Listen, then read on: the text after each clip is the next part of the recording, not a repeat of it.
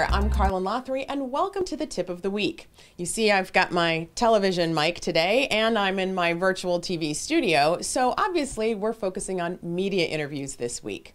Did you know that Nielsen, that's the people who put together the television ratings, they have found that the average American spends more than 34 hours per week watching television. It's a lot of couch potatoes.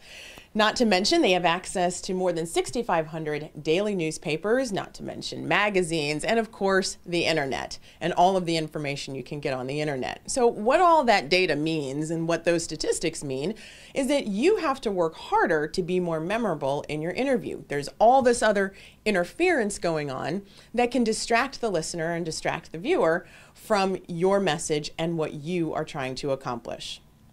The biggest mistake that I see with a lot of my clients is that they fail to have an agenda when they go into the interview.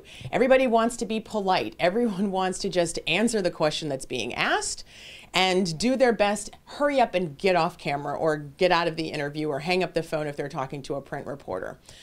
Big mistake, huge mistake. That's the #1 way to get forgotten.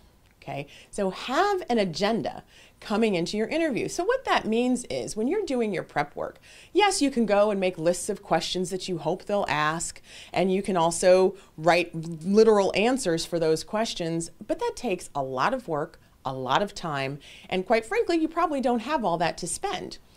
So what you can do is one thing that I do with my clients, and that is you listen for the theme.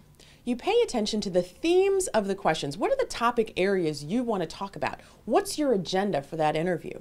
When you come up with the theme of your answers, you can identify all of the statistics and all of the data points that you'll need and the examples you can tell and the stories you can tell to bring those data points to life. That's how you become more memorable. Think about it. Pick up a USA Today anytime you'd like and look at the lead article on the front page.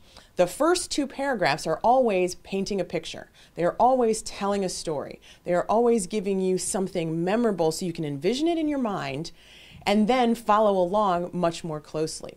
So you can do that as well as you are preparing for your television or print or any other kind of interview.